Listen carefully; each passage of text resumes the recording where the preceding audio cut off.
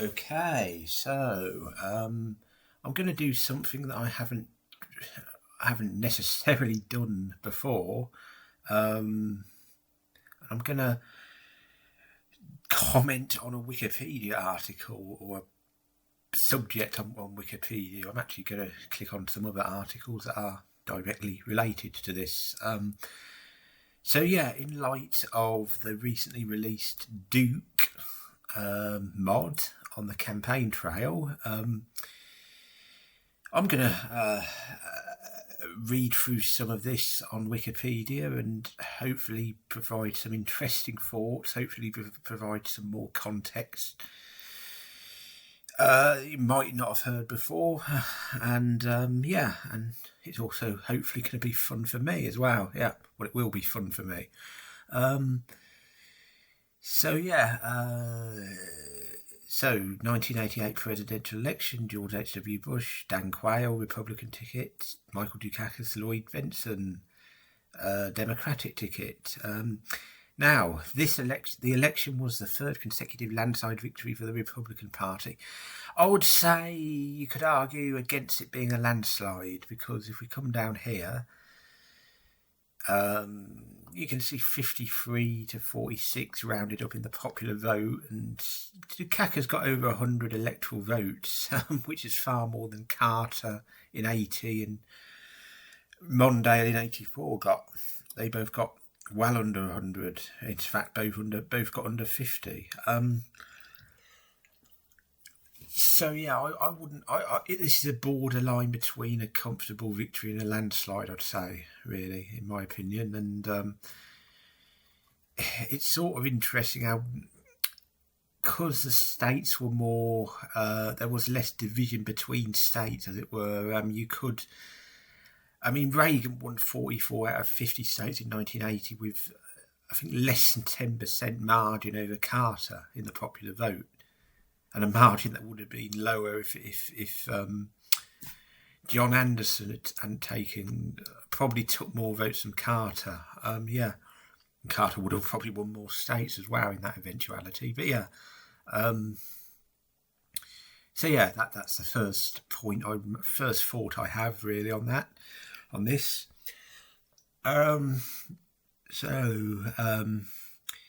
Reagan was obviously barred from running for a third term. That's an interesting little alternate history. If Reagan had been able to run again, would he have won? I think he was too.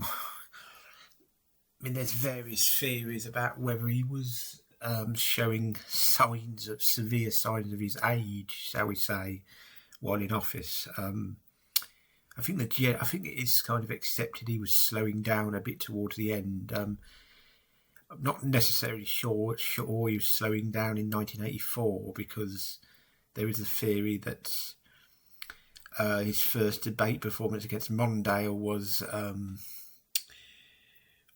so poor that he was showing signs of dementia then. But I don't think he was, because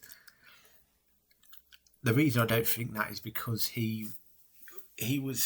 that was in a great tradition, or a bad tradition, as it were, of incumbent presidents doing badly in debates, in their first debates as the incumbent president, and a lot of them have ended up doing better in subsequent debates.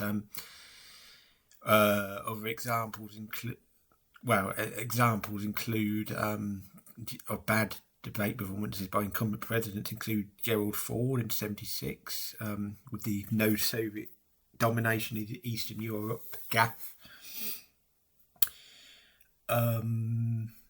Jimmy Carter in '80, that a very poor. Well, that was more a good Reagan performance, but it wasn't a very good performance by Carter, I don't think. Reagan in '84, as mentioned. George H.W. Bush in '92, where he looked at his watch, he just seemed aloof and such like. George W. Bush, first debate against John Kerry, was poor. Barack Obama was poor, believe it or not, in 2012 against Romney. Romney actually took a lead I think after that debate. It certainly was very competitive after that first debate. Then what do we have?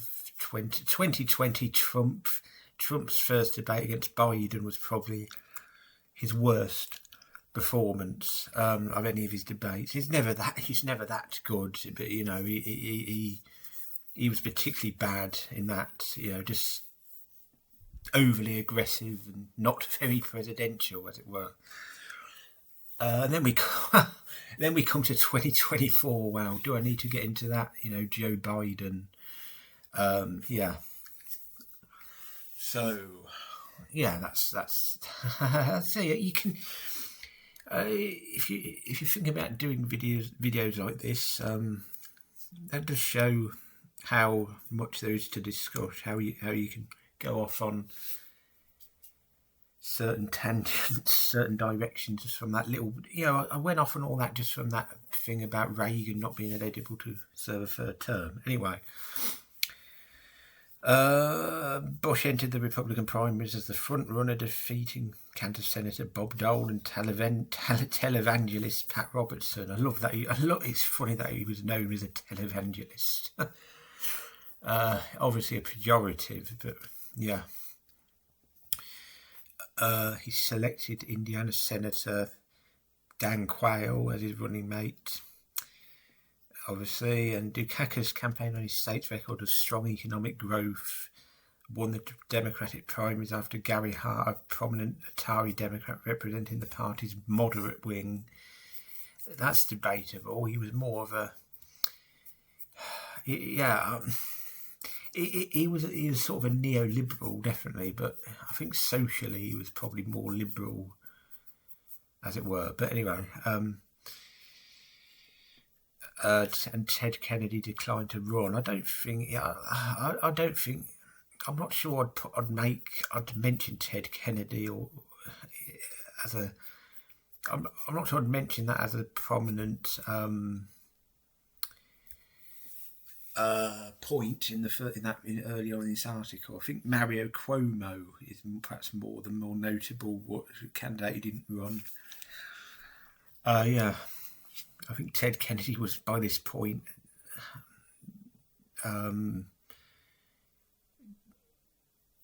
satisfied with the spin in the Senate, as it were. Bush ran an aggressive campaign that concentrated mainly on the strong economy, reduction in crime, and continuance with Reagan's policies. He attacked Dukakis and elitist Massachusetts liberal and soft on crime, to which Dukakis ineffectively responded. Yeah, Lee Atwater, basically, that was all down to Bush's campaign manager, strategist, yeah. Despite Dukakis initially leading in the polls, he led by 17%, I think, after the Democratic convention. Yeah. Yeah, it gets into the results there. Dukakis, Bush was the first sitting vice president to be elected president since Martin Van Buren in 1836. That's an amazing fact, really, isn't it? But shows how the vice presidency isn't a bridge to the presidency in general. Even though a lot of people who accept the position, set the position on the ticket, see it that way, but it's not really, is it?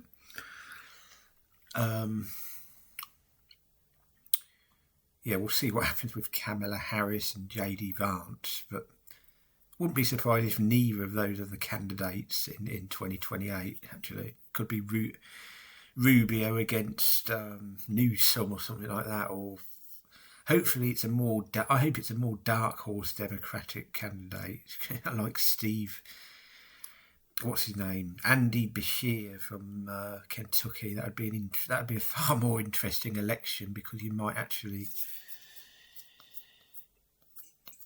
see different voting trends in like rural and urban areas and suburbs, and it's kind of become a bit repetitive under Trump. Yeah. Yeah, Dukakis flipped 9 states that voted Republican in 84. Hawaii, Iowa was due mostly to the farming crisis. Certainly the margin in Iowa was due to that. Actually, we will click on some of these states in a minute, actually. Massachusetts, his home state, New York, Oregon, Rhode Island, Washington, West Virginia, and Wisconsin. And he also won Minnesota, which Mondale's home state. even very narrowly, Mondale very narrowly won it in '84, preventing Reagan from getting all 50 states. Now this is an interesting bit here. Voters 44 years of age or younger born in 1944 or later were estimated by the exit poll to comprise 55% of the electorate. As such, baby boomers and Generation X constituted the majority of the voting public.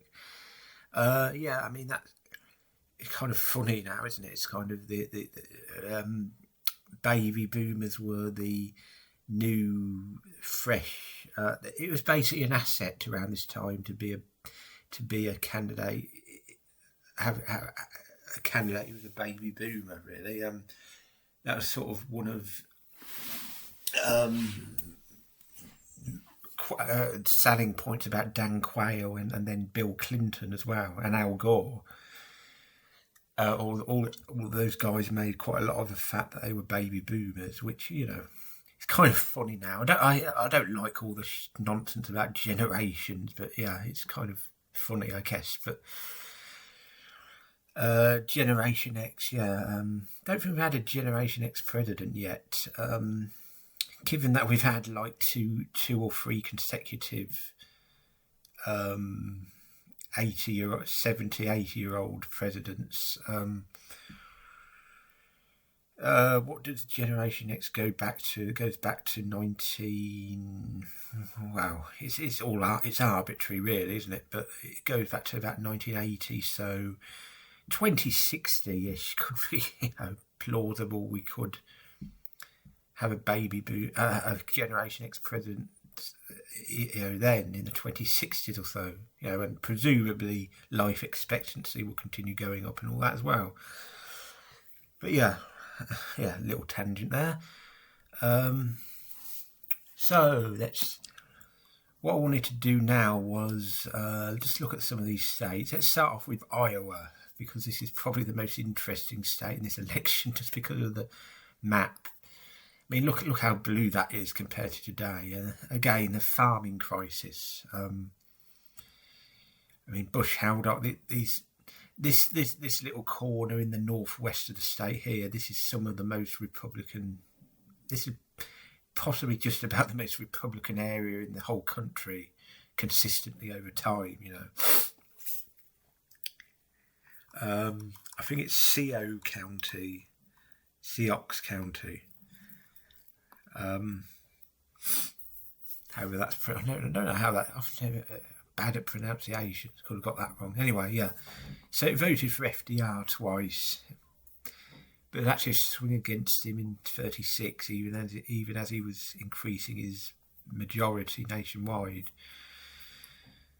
Yeah. And then once it was sort of more modestly Republican in the 40s, and then in the 50s. Quite a lot of places were like this, I think, are like this, where Eisenhower came along and increased the margins, and it hasn't really looked back, really.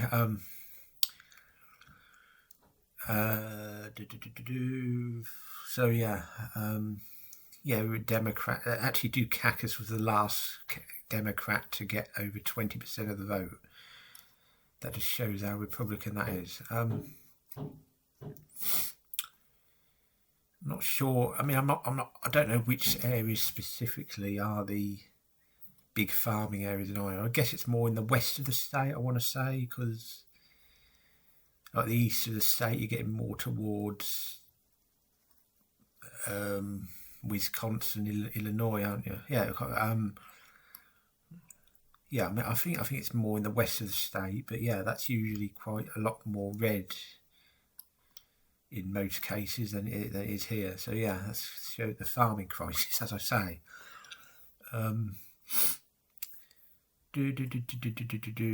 So, what other state was interesting? Well, they're all interesting in their own way, but West Virginia, this is always fun to look at. So you can see these dark blue counties down south. Well, what would that be? Southwest of the state, I guess. yeah, this is coal mining a country down here, as is eastern Kentucky, just obviously there to the west of it. But yeah, Dukakis. I mean, Dukakis won by just over 30,000 votes. If we go here, like McDowell, Logan, Mingo, that's like 7,000, 12,000, 17,000. Boone is 17, 20. That's over 20,000 just from those 4 counties there. Yeah, once you get like to these most of these top 7 or 8 counties are sort of coal mining areas, I think, and they sort of make Dukakis' margin, and that's the backlash to the backlash to the Democrats in recent elections has been, that's, you can see why it's become such a Republican state, shall we say.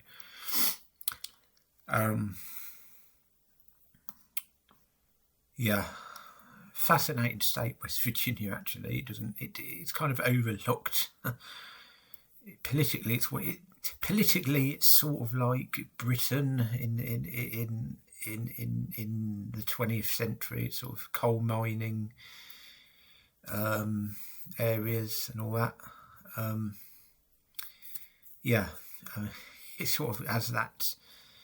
The loyal coal mining vote towards the party of the centre left, like the Labour Party in the UK, and like the Labour Party in the UK, the Democrats have shredded a lot of their working class vote, more so in America than in the UK actually. But yeah,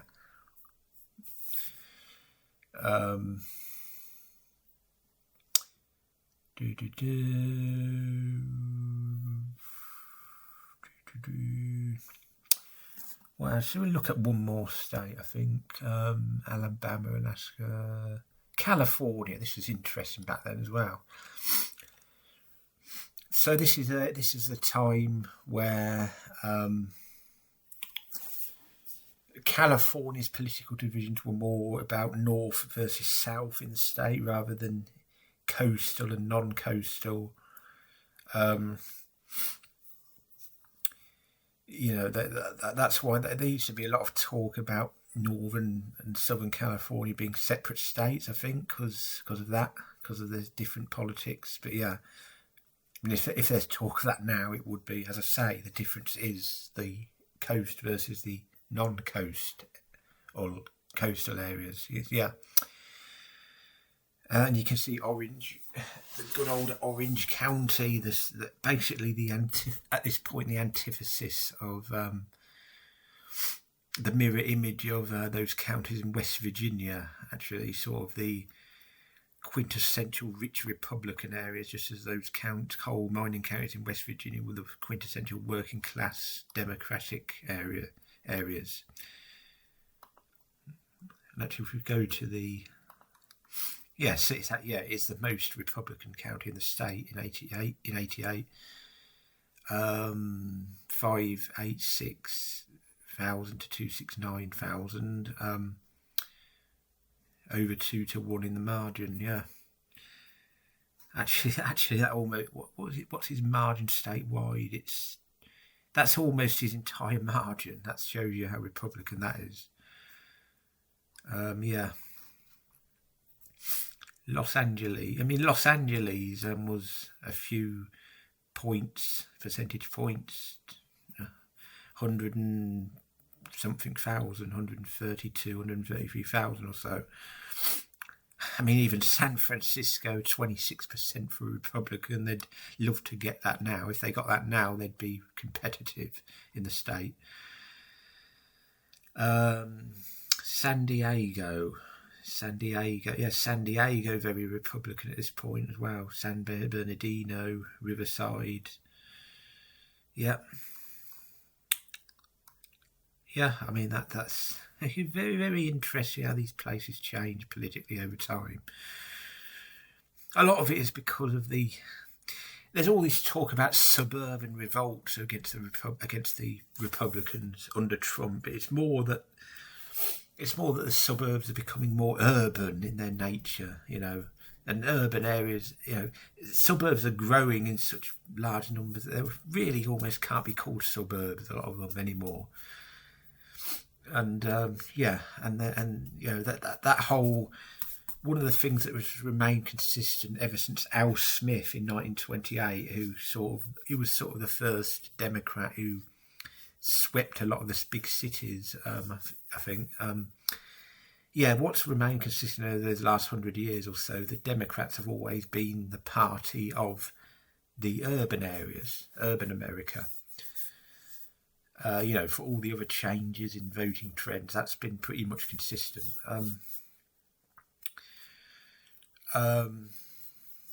So yeah, that's something to consider.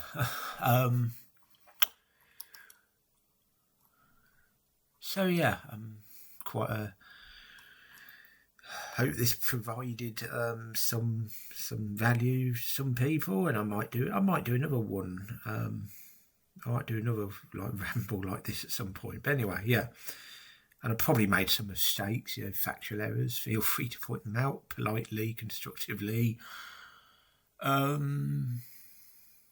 Yeah, so that'll be it for this video, I think. And thanks for watching.